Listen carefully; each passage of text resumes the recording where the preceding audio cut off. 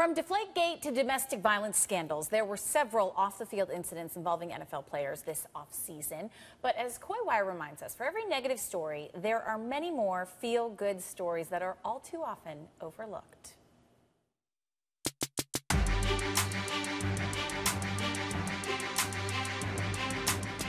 Some Atlanta Falcons players recently took time away from the practice field to hang out with some very special American heroes.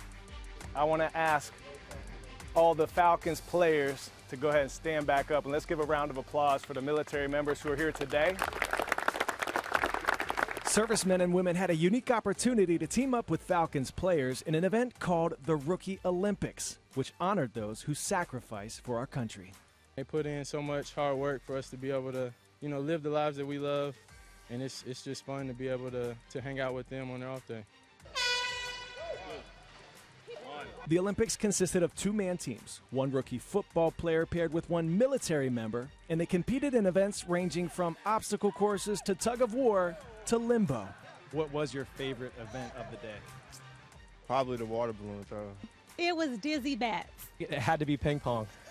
It all meant quite a bit to the NFL stars who were able to spend the day with those who placed their lives on the line for our freedom. My grandfather, who's passed now, he was a veteran, so just coming out giving back to the community is just an honor.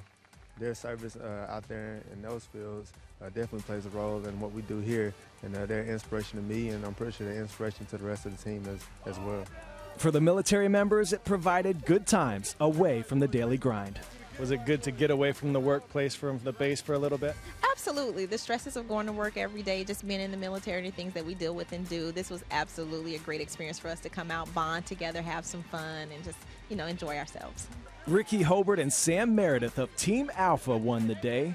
And the good news for both groups is that the event was such a big splash, the Falcons say they'll be doing it again next year. You have to say, Coy, isn't this what you love about the job, being able to cover these kinds of stories? And what I love about our show on Weekend Express, we report about the bad news because we have to, but we report about the good stuff because we want to. And they're the Atlanta Falcons, are just one NFL team doing great things for our community and for our military members. Former Falcons player that can bring us those kinds of stories. We love it. Coy, thank you so much. You're welcome.